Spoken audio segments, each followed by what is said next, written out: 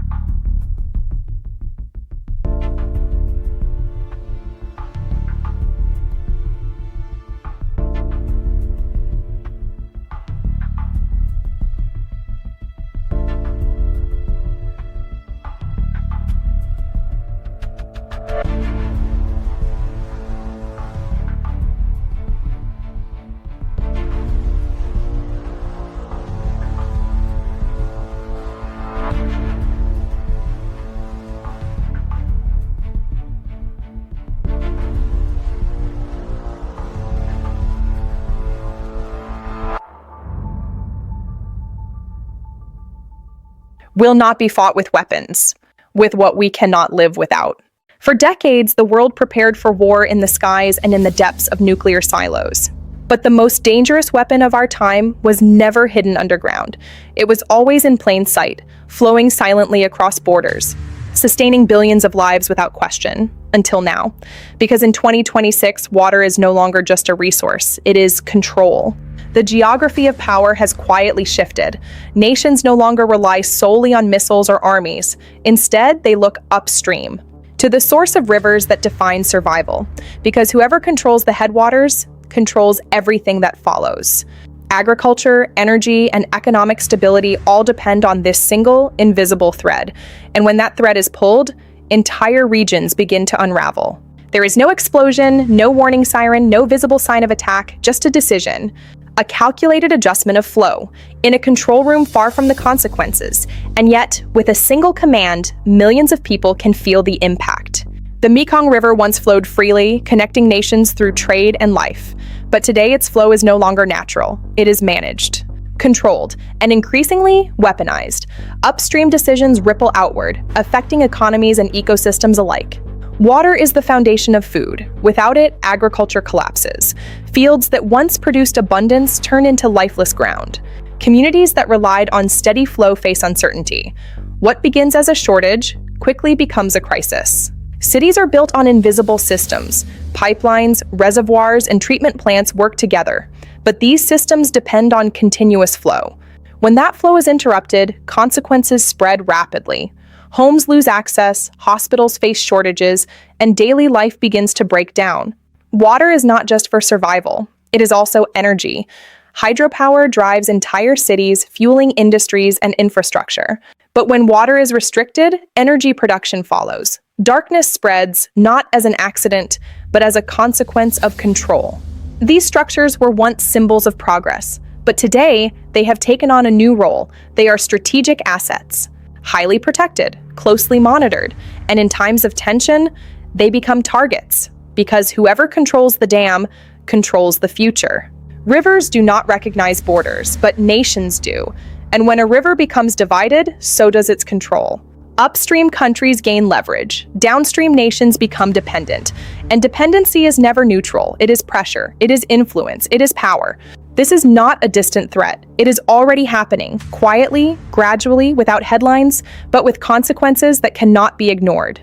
Because the next great conflict will not begin with an explosion. It will begin when the water stops. Upstream control is not always visible. Sometimes it is measured in what does not move. Water held back, flow reduced.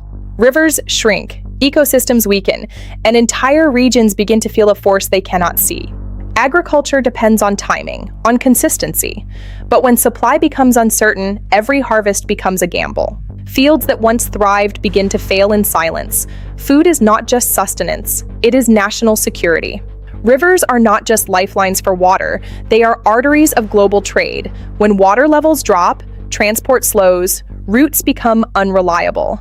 Costs begin to rise, and entire supply chains start to break apart. What begins as a local disruption quickly becomes a global consequence.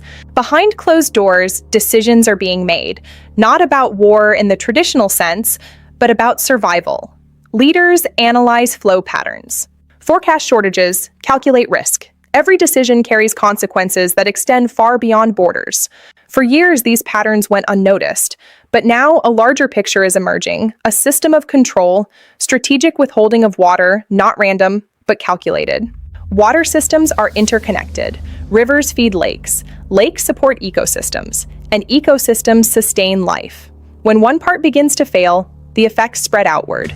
Industry depends on stability, on consistent power, but when water flow is restricted, energy production becomes unstable, economic output begins to fall.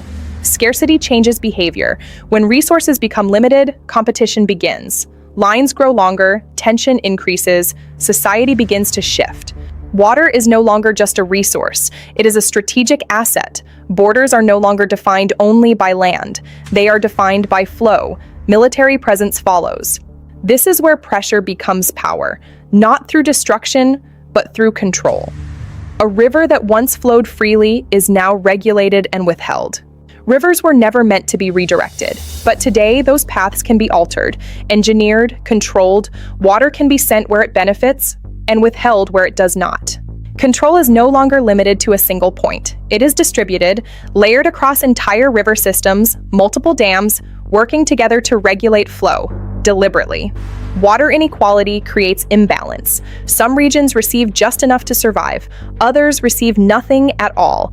Communities start to diverge. Stability becomes impossible. Storage can delay the crisis, but it cannot prevent it. Reservoirs act as buffers, but when inflow decreases, those reserves fade, all at once. There is nothing left to fall back on. At first, it seemed temporary, a seasonal variation, but the data tells a different story. Year after year, the flow continues to decline. Trends become undeniable. Certainty becomes a threat. Awareness changes everything. Once the threat is understood, it cannot be ignored. Decisions become urgent. Conversations intensify. Priorities shift. Water is the issue. As surface water declines, attention turns underground. Aquifers become the last reserve, but extraction increases while recharge decreases. Even these sources begin to vanish. When natural systems fail, artificial supply takes over. Water is transported, distributed. But this solution is temporary, expensive, limited. It only delays the inevitable. As scarcity increases, so does suspicion. Shared resources become points of conflict. Trust erodes. Every action is questioned. Every drop matters. Every drop can be a trigger. This is the new battlefield, defined by control, a system where power is measured in what is withheld. Pressure replaces force. Silence replaces noise. The move that stops the flow. What was once a constant is now disappearing. Rivers that define civilizations are losing their presence, gradually, leaving behind a landscape that no longer supports life. Access becomes competition. Communities are forced to prioritize survival. Tension rises without warning. Small conflicts emerge and grow. Everything else becomes secondary. Negotiations become critical. Agreements weaken under pressure. Every nation seeks to secure its future. How much can be given without risking collapse? When compromise fails, everything changes. Preparation begins quietly, not for attack, but for protection. Water systems are secured, monitored, defended. Losing control is not an option. Every side understands what is at stake. This is how it begins. Not with noise, but with silence. Not with destruction, but with control. Changing the balance of power one drop at a time. The next great conflict, water. The Indus River begins far from conflict, high in the mountains. Fed by glaciers and snowmelt, flowing naturally for centuries. But as it moves downstream, its role begins to change. It becomes more than water. It becomes dependency, and in a divided region, dependency creates vulnerability. Control begins at the source, where water can be measured, stored, and released on command. Upstream infrastructure creates an advantage, a position of influence that does not require force. Because when flow is controlled, outcomes can be shaped. Entire regions rely on this flow. Agriculture depends on timing, on volume, on consistency. A single disruption can impact millions of lives. Because this is not optional, it is essential. And when something essential is controlled by another, the balance shifts. Small changes create large consequences. A slight reduction in flow can disrupt entire systems. Some areas receive less, others receive none. And over time, these differences expand, turning stability into uncertainty, and uncertainty into risk. It is the beginning of a larger shift. The change is not random, it follows a pattern. A gradual shift over time. What once appeared natural now reveals structure, control, and intention. Because when patterns repeat, they are no longer coincidence, they are strategy. This is not limited to one region, across the world. Similar systems are emerging. The Mekong River follows the same pattern. Multiple control points, layered infrastructure, and a flow that is no longer natural, but managed, measured, and directed. The river is being reprogrammed. Trade depends on reliability, on routes that remain consistent. But when water levels fluctuate, transport becomes unpredictable. Delays increase, costs rise, and economic pressure builds. Because rivers are not just natural systems, they are economic corridors. When the corridor closes, the economy stalls. For many, the river is livelihood, food, income, identity. But when the ecosystem shifts, so does everything connected to it. Fish populations decline. supply chains weaken, and communities face uncertainty. It is a slow crisis because survival here depends entirely on flow, and that flow is no longer guaranteed. Infrastructure continues to grow. New projects, new systems, new points of control, each one adding another layer to a complex network. And with every addition, the ability to influence increases, a silent expansion, because control is not static, it evolves, from water management to total dominance. This is where imbalance becomes visible, not equal distribution, but controlled difference. One side holds abundance, the other faces shortage. This is the new leverage. And that difference creates pressure, because when resources are uneven, power is uneven. And where power is uneven, tension begins to rise. A geopolitical storm is gathering. Downstream regions are built on reliance. Entire populations depend on this flow. Agriculture, industry, and daily life all tied to a single source, a single heartbeat.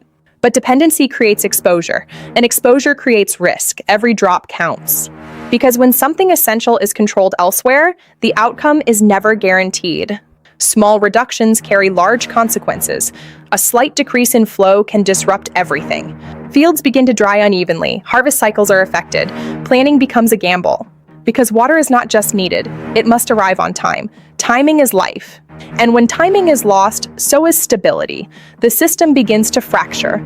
Industry depends on consistency. Water supports production, cooling, and processing. When supply becomes unstable, operations begin to slow.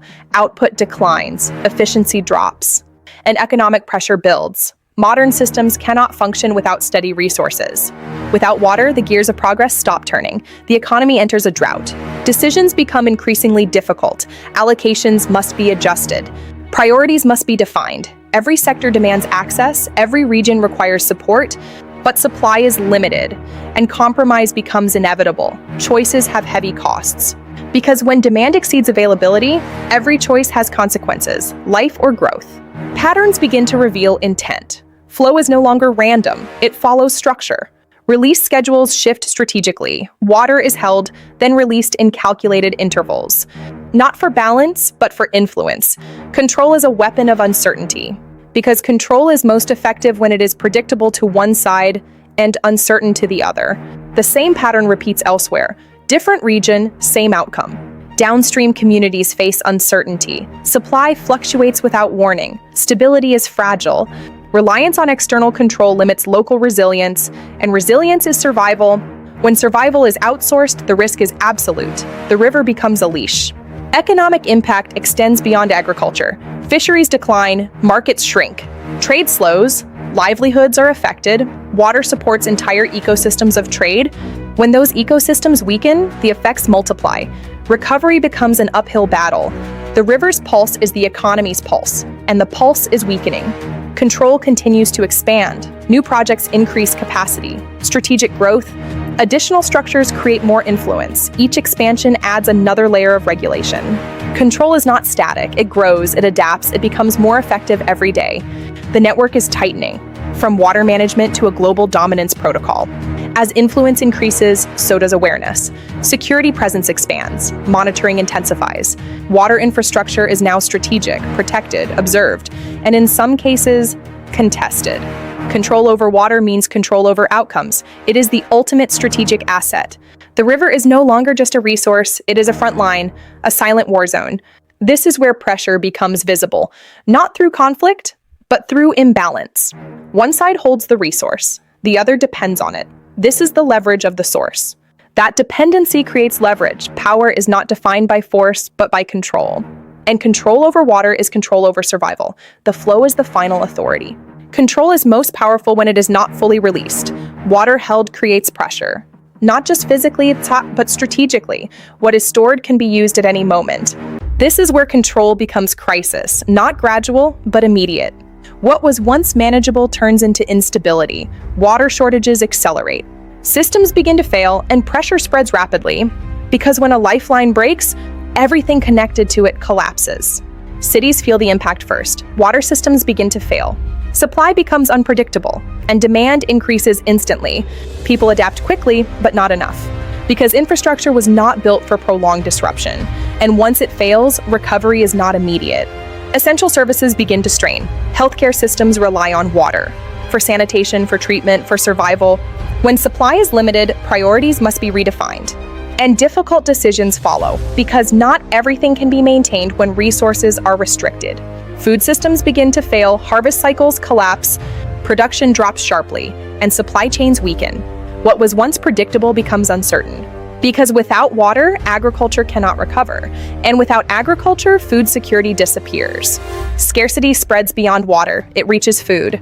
Prices rise, availability drops, and access becomes limited. Because supply chains depend on stable systems. And when those systems fail, the effects multiply, turning shortage into crisis. Economic systems begin to slow, industry depends on water for production and energy. When supply becomes unstable, operations cannot continue, factories shut down, output declines, and economic pressure increases because growth requires stability, and stability no longer exists. Energy systems follow. Hydropower declines as water levels drop. Electricity becomes unstable, blackouts increase, and modern infrastructure begins to collapse. Because power is not independent, it is connected to flow, and without flow, systems fail. People begin to move away from shortage toward possibility. Migration increases, pressure shifts from one region to another, and new challenges emerge. Because displacement creates instability, and instability spreads. Every journey becomes a search for survival. Borders become pressure points, movement increases, security tightens, and resources are stretched, because no system is designed for sudden influx. And when demand exceeds capacity, tension follows, turning movement into conflict. This is where crisis meets strategy. Critical infrastructure becomes priority. Water systems are secured, protected, defended, because losing control is no longer acceptable, and every side understands what is at stake. The conflict is no longer hidden. Agricultural collapse becomes total, not partial, but widespread. Fields no longer produce, land no longer supports life, and those who depended on it are forced to leave. Because without water, recovery is not possible, and without recovery, there is no return. Food shortages intensify, supply chains weaken further. Distribution becomes controlled, access becomes restricted, because availability can no longer meet demand. Systems shift into emergency mode where fairness becomes secondary to survival. Public pressure begins to rise, frustration turns into action, demands become louder, and unrest spreads. Because scarcity does not remain silent, it creates tension. And tension, when ignored, turns into instability. The system begins to fracture. Governments attempt to respond. Messages are delivered, plans are announced, but pressure continues to build. Communication does not solve scarcity. It only explains it, and explanations cannot replace resources. Leaving systems under increasing strain, the gap between word and reality widens. The crisis is no longer regional, it is global, multiple systems failing at once. Multiple regions experiencing pressure. Water networks are interconnected. Disruption in one area affects others. Everything is linked, turning isolated problems into a unified crisis, a world connected by shared failure. Security becomes priority. Infrastructure is no longer neutral. It must be protected, secured against threat. Control cannot be lost. Losing access means losing advantage. Strategy overrides everything, turning resource management into strategic defense. The landscape of power is redrawn. Tension becomes visible, not hidden anymore. Forces move closer. Positions become defined. Shared resources create shared pressure. When pressure increases, distance decreases. Any shift is a signal, bringing sides closer to confrontation. The point of no return is near. Diplomacy begins to weaken. Negotiations stall, agreements fail. Compromise requires flexibility, and flexibility disappears in a crisis. Each side prioritizes survival. Survival leaves no room for concession. The language of cooperation is replaced by the logic of the threshold. Monitoring intensifies. Every movement is tracked, every change analyzed. Uncertainty creates risk, and risk must be managed through information, through observation, through readiness, preparing for what comes next. The silence of the system is the sound of total mobilization. This is the threshold where crisis meets conflict, control becomes confrontation. When survival is no longer guaranteed, pressure cannot remain contained. It moves forward, toward action, toward escalation, toward something irreversible. The next phase has already begun. Pressure continues to build, not just in the system, but across regions. Water held back creates imbalance, and imbalance creates instability. When one side controls what the other needs, tension must evolve. The flow of life is now the leverage of power, a silent weapon of total control. Preparation becomes coordinated, movements become strategic, positions are secured. Infrastructure cannot be left exposed. Access points must be protected, turning water systems into strategic zones, where control defines outcome. The line between resource management and military operation has vanished. Internal pressure begins to rise. Public unrest spreads. Frustration turns into action. Scarcity affects daily life. Daily disruption creates instability. When systems fail, confidence breaks, and broken confidence leads to unrest. The voice of the public is now a factor in the strategic calculation of power. Control extends to distribution. Access becomes regulated, usage restricted. Supply can no longer meet demand. Systems must adapt to prevent failure. But adaptation comes at a cost, reducing freedom to preserve survival.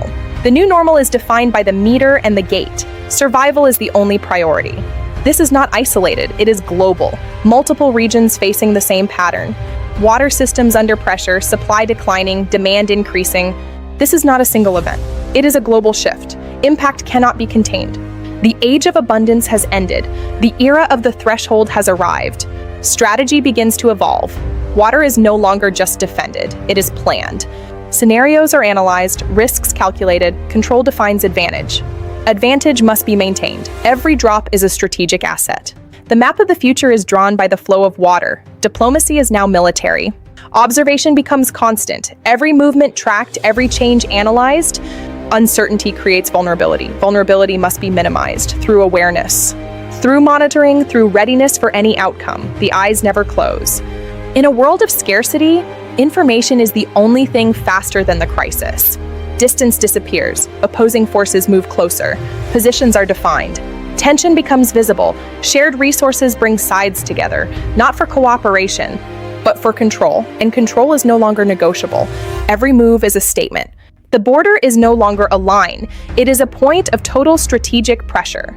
The system reaches its limit. Pressure cannot increase indefinitely. Control cannot be maintained without consequence. Every restriction creates reaction, and every reaction moves forward toward a point where stability is no longer possible. The physics of failure takes over. The balance of power is now a balance of survival, and that balance is breaking. This is the break point, where control can no longer contain pressure. Decision is forced. Because at this stage, there are only two paths: release or escalation. Choice changes all. The weight of history is now measured in cubic meters. The silence is absolute. The choice is no longer between peace and war, but between flow and extinction. This is where pressure reaches its limit, not just within the system, but across entire regions. Water held back cannot remain contained forever. Every barrier has a threshold. Something must change. Either the system adapts or it breaks. The tension is physical. The logic of the barrier is tested by the force of the flow, and the barrier is failing. Decisions can no longer be delayed. Situation reached a critical point. Every option carries risk. Every choice has consequences. Release means losing control. Maintenance means increasing pressure, leaving decision makers with no easy path forward. Cost of action is high, silence higher. In the room of power, the only thing more dangerous than the water is the decision. Tension reaches its highest point. Forces remain in position, prepared, waiting. In this moment, any action can trigger escalation. Escalation cannot be easily contained, turning pressure into confrontation. The air is heavy with the weight of the move. The machines are ready, the people are ready, but the water is the only thing that cannot wait. This is the moment of decision, release or hold. Every second increases pressure. Every delay raises the risk, not just for one side, but for all. The threshold is absolute. The force of the past is meeting the crisis of the present. The barrier is the only thing left. The future is held by a single switch, and the world is holding its breath. This is where everything changes, not through destruction, but through decision. In this new form of conflict, the most powerful move is not the one that attacks, but the one that controls when to release and when to hold. What happens defines all. Wait for the surge, the end of part 3. The decision is made, pressure is released, not gradually, but with force. Because containment has reached its limit, and when the system can no longer hold, it must respond. Not as an attack, but as a consequence. But release is not balance, it is reaction. Water returns, but not in the way it once flowed. It moves with force. without stability, without control, turning recovery into disruption. Because restoring flow does not restore balance. The system reacts. People adjust. Communities respond to a new reality. Because stability has already been broken. And once broken, it cannot simply return, leaving regions in a state of uncertainty.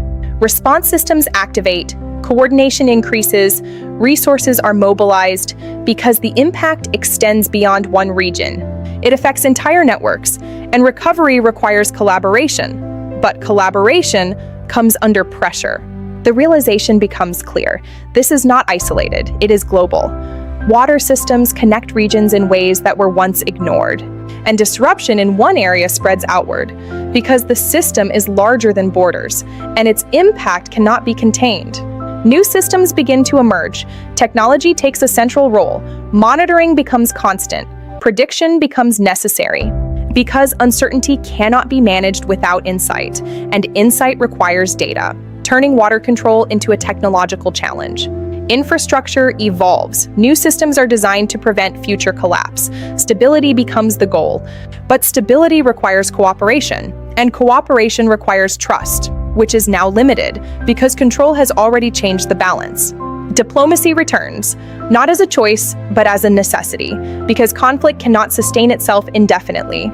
And resolution requires agreement, but agreement in a changed system is never simple. Recovery begins slowly. Systems attempt to stabilize, communities rebuild, but the foundation has shifted because what was once reliable is now uncertain, and uncertainty changes behavior permanently.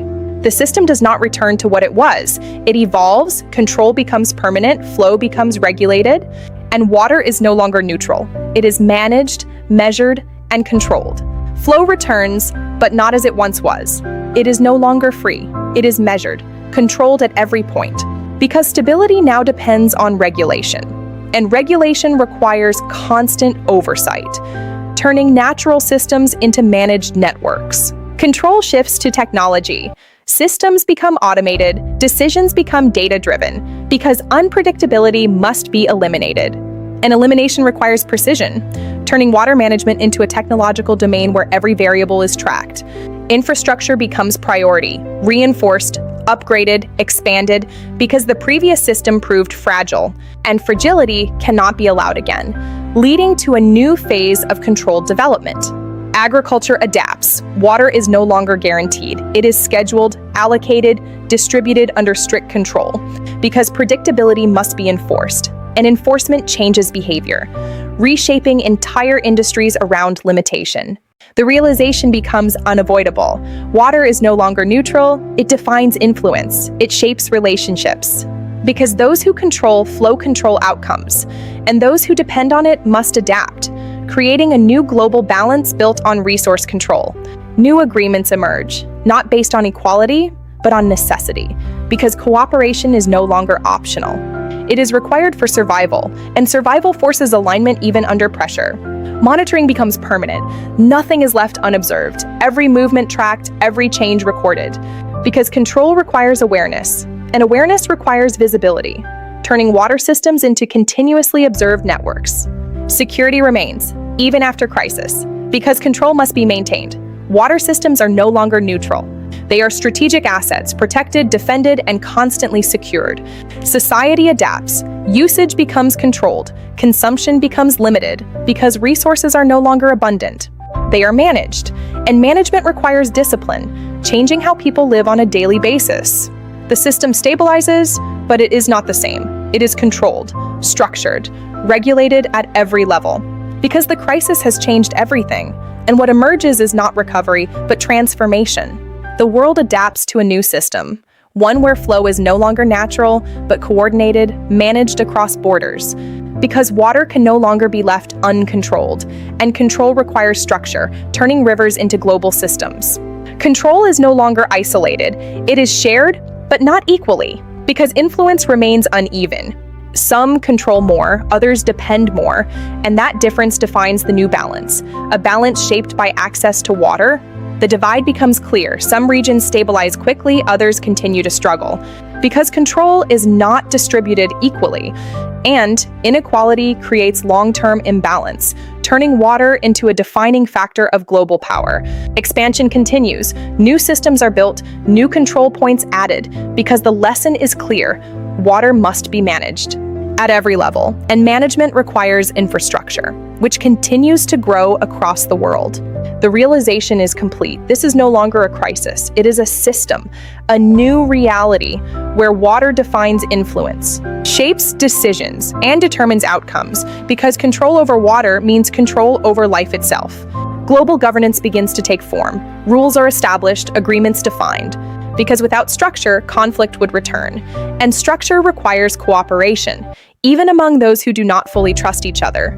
Technology becomes central, prediction replaces reaction, systems adjust automatically, because uncertainty must be minimized. And precision is now essential, turning water management into a controlled, data-driven system. Security does not disappear. It remains constant, because control must be protected. Water systems are now strategic assets, and strategic assets require defense, ensuring that control is never lost again. Life continues, but it has changed. Usage is controlled, access is measured, because abundance no longer exists, only management. And management defines daily life in this new system. The world has changed, not through destruction, but through transformation, because control has replaced chaos. And systems have replaced uncertainty, but the question remains, what happens next? When control itself becomes the source of power. Everything appears stable, flow continues, systems operate as designed. But beneath this stability, control remains constant. Because what flows is no longer free. It is regulated, measured, and decided by those who hold the system.